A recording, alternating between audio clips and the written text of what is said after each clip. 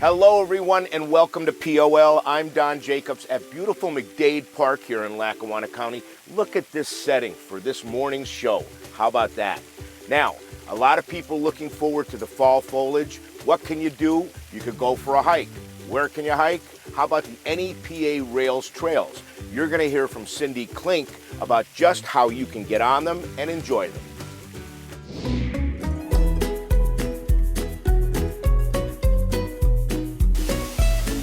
This is the D&H Trail, railroad line that's been here for years.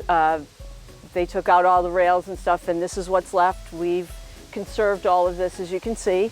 We're in Strucka, the town of Strucka, which you can see behind me. It's a cute little town, and we are probably, I want to say, maybe 10 miles from the New York border.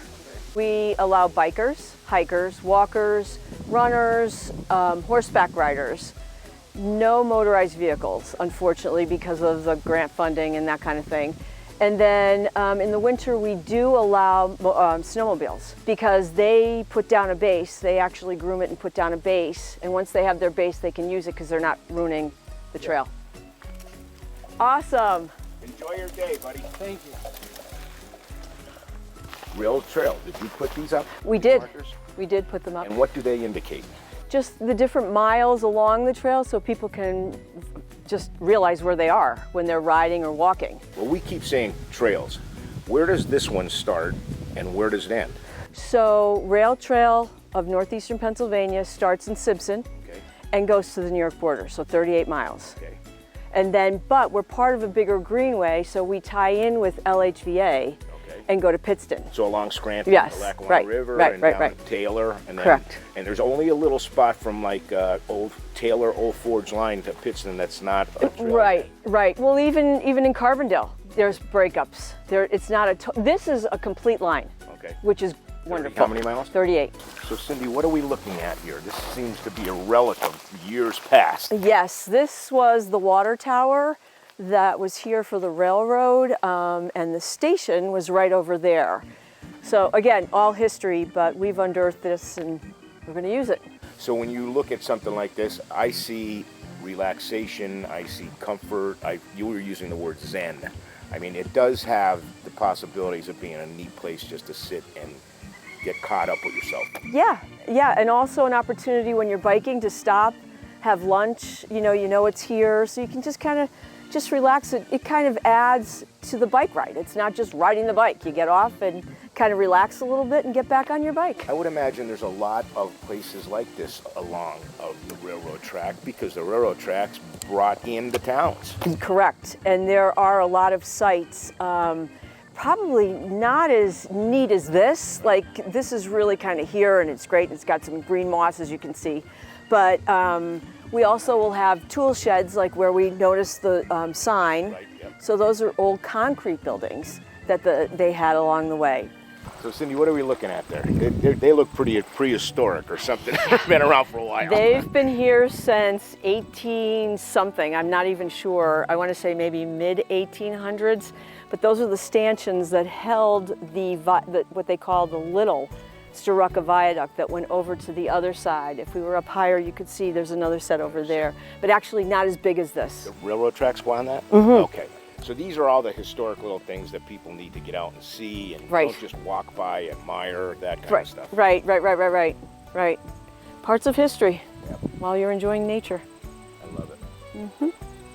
Big event going on right now through the month of September and then another event in October. Tell me about that. So September, the whole month of September is Trails Month in Pennsylvania.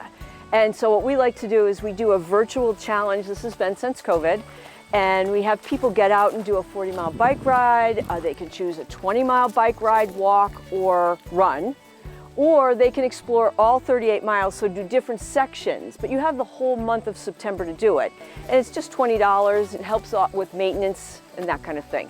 So but it's, again, Don, it's getting people out here on the trail to see what we have. Nice. And I can imagine this vista in another 2 or 3 weeks. Oh, yeah. This is going to be every color of the spectrum. Yeah, it's going to be spectacular. It is.